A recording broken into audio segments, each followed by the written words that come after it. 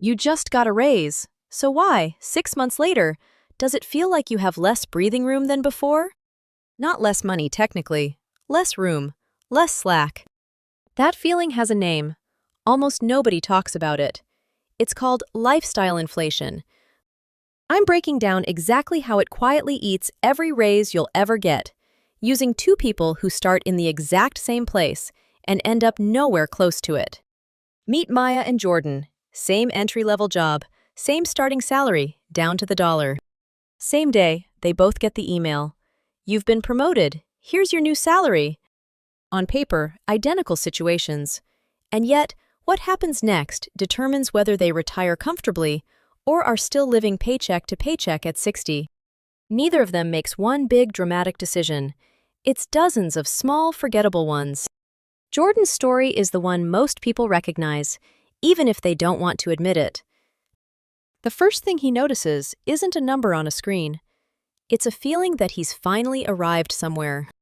So his 2-year-old phone, with its small crack and nothing really wrong with it, suddenly needs upgrading. Because now he can afford better.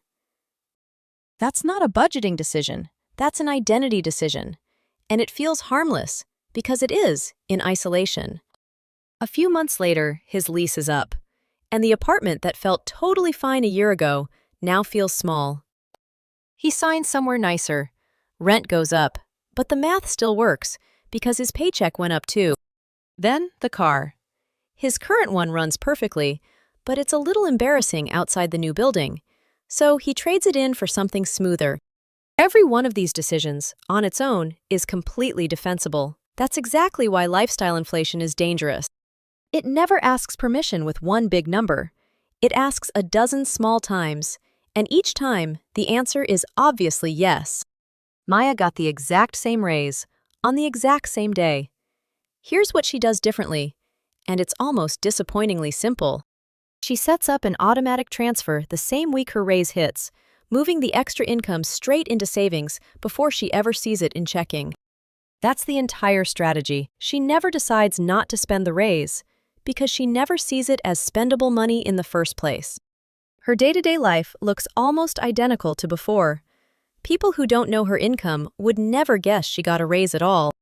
Here's the part nobody tells you, and it's the most important idea in this video. Your spending doesn't rise because you're irresponsible. It rises because your brain quietly recalibrates what counts as normal the moment your income increases. Whatever you're used to becomes your baseline, and anything below it starts to feel like a loss, even if it's exactly what made you perfectly happy a year earlier. Jordan's nicer apartment becomes normal in 6 weeks, the car even faster. And once something is normal, going back doesn't feel neutral. It feels like punishment, even though nothing was ever wrong with what he had before. Let's fast forward, because the snowball doesn't stop just because you stopped noticing it. Every upgrade resets the baseline a little higher, which makes the next upgrade feel a little more necessary. It's the same snowball, gathering more weight every season. And eventually, something happens that has nothing to do with lifestyle choices at all. A car repair, a medical bill, a slow month at work, the kind of thing that happens to everyone eventually. When it happens to Jordan, there's no cushion, because the raise that should have built one got spent in real time, month after month. So what fills the gap? Credit. A card covers the emergency. He'll pay it off next month. Easy. Except next month, there's another expense, and the balance doesn't quite clear. The minimum payment becomes just another line item, blending into everything else. The gap between what Jordan earns and what he owes doesn't open all at once. It widens by a tiny amount every month. So slowly, he never feels the exact instant it became a real problem. That's what makes this more dangerous than one bad decision. There's no single moment to point to. It's the accumulation of 100 individually reasonable choices. Back to Maya, whose side of the story is honestly a little boring to watch, and that's the point. Her 20% just sits there. It doesn't care what her apartment looks like. Month after month, it grows completely on autopilot, unaffected by any emotional decision either of them makes. She never had a heroic moment of willpower. She simply never gave her lifestyle the opportunity to catch up to her paycheck.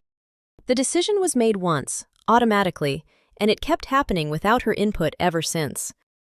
I want to be clear, this isn't about being cheap, and it's not a guilt trip.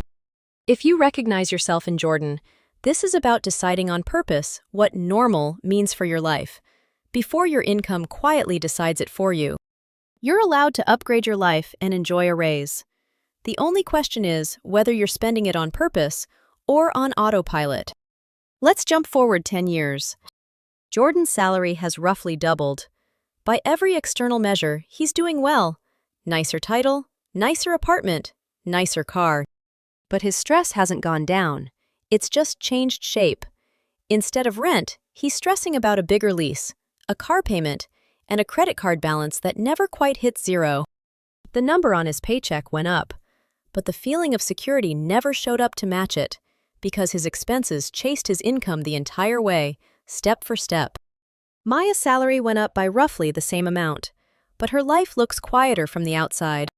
Same modest apartment, upgraded once, intentionally, when she could clearly afford it.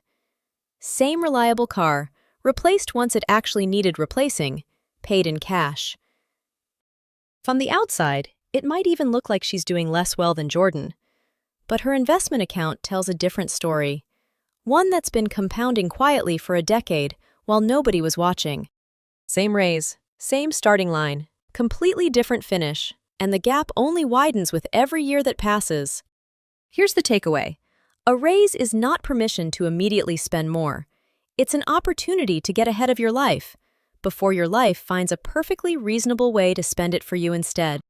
Before you adjust your lifestyle at all, automate a meaningful piece of every raise into savings the same week it happens, before you get used to seeing that money as spendable.